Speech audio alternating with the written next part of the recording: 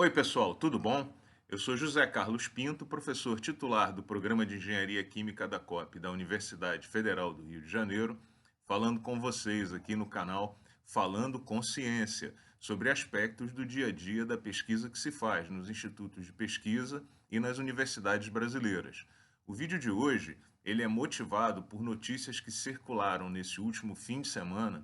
dando conta de que em países onde já se pensava que o pior da crise havia sido superado, foram registrados novos casos da doença. Por exemplo, na região de Wuhan, na China, berço da doença, em dezembro do ano passado, detectaram-se novos casos de contágio local, o que fez com que o governo chinês identificasse vários cidadãos e os colocasse em quarentena para observação.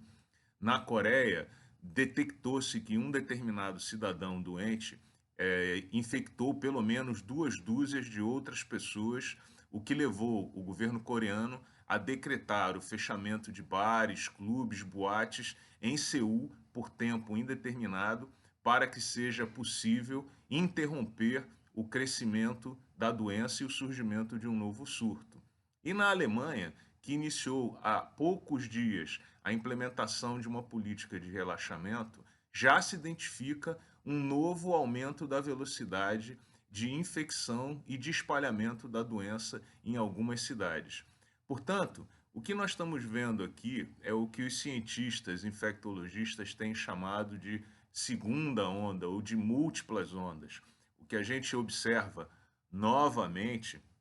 é que os dados parecem confirmar o que os modelos propõem e o que vários pesquisadores vêm alertando de que a crise do coronavírus virá provavelmente em várias ondas, obrigando todos os governos a se manterem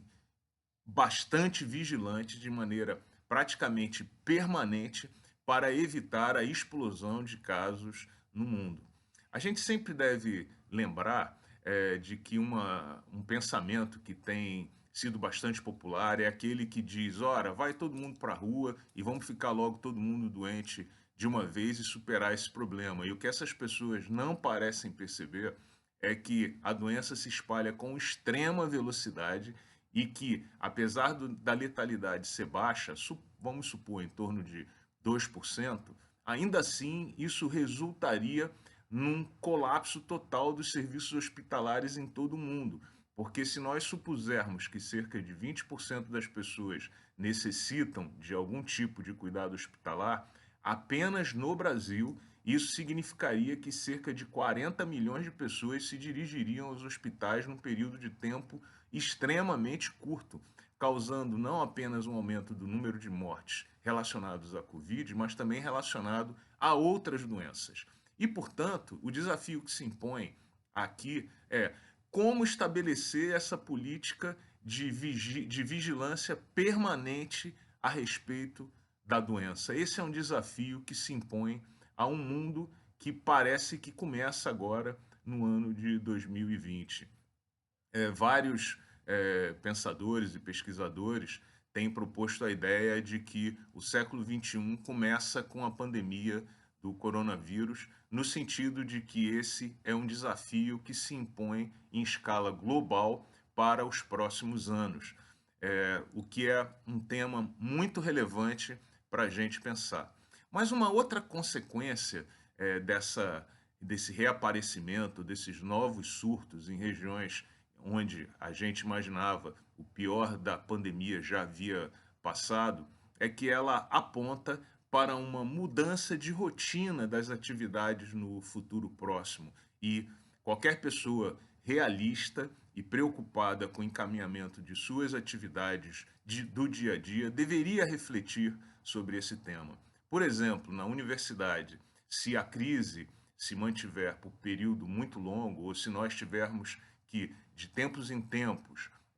voltar a fechar laboratórios, fechar salas de aula, nesse movimento cíclico que muitos infectologistas dizem que nós vamos enfrentar no futuro próximo, e como aparentemente as crises na China, na Coreia e a reaceleração na Alemanha também vêm sugerindo,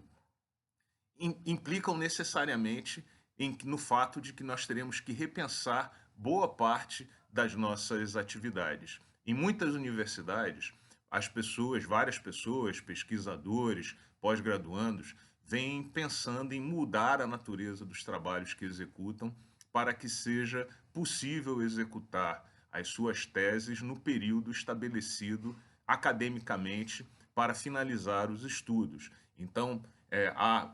várias sugestões circulando de que os alunos deveriam dar uma natureza mais teórica e computacional aos seus trabalhos, o que constitui uma pequena contradição, no sentido de que hoje, mais do que nunca, a universidade precisa desenvolver novos medicamentos, vacinas, tratamentos, materiais para produção de EPIs, de equipamentos de proteção individual, desenvolvimento de novas técnicas de cuidado com a doença nos hospitais, enfim, há um número infindável de temas relevantes para esse momento que não estão necessariamente conectados à atividade computacional, de forma que, se todos dirigirmos nossas atividades para as atividades computacionais, obviamente estaremos fazendo um esforço enorme de pesquisa para resolver problemas que não são os problemas que a realidade de hoje nos impõe. E esse constitui um problema filosófico relevante para que todos nós pesquisadores pensemos na universidade. Talvez nós devêssemos nos debruçar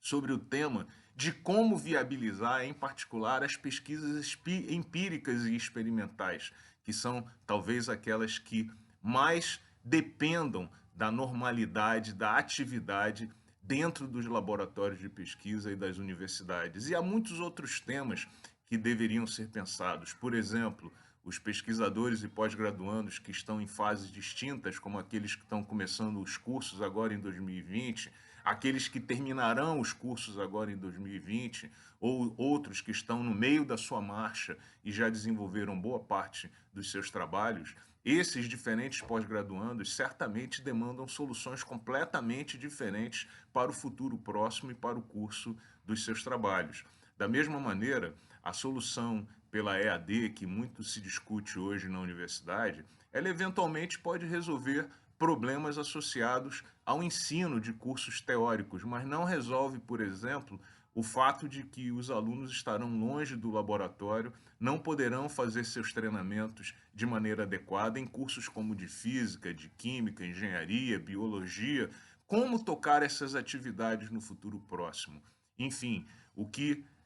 esse fim de semana aponta e o ressurgimento de crises na Coreia, Alemanha e na China sugerem é que nós devemos pensar sobre uma nova rotina e nós devemos pensar sobre como viabilizar atividades tão importantes que executamos nas universidades e institutos de pesquisa no ambiente de laboratório e que nesse momento se veem prejudicadas e que possivelmente estarão muito prejudicadas no futuro próximo se de fato essas múltiplas ondas se concretizarem como os modelos indicam e o último fim de semana parece também sugerir. Enfim, temas para a gente pensar e você que é pesquisador e pós-graduando deveria pensar junto com seu orientador, junto com seus professores, sobre estratégias para execução das suas atividades ao longo dos próximos meses, pois essa crise pode ser longa e não adianta a gente negar a realidade. O que nós devemos fazer é tentar, nesse novo paradigma que se apresenta, propor soluções para a pesquisa, em particular aquela que tem caráter empírico, e o ensino, que também depende da atividade empírica para ser executado. Um grande abraço e até o próximo vídeo.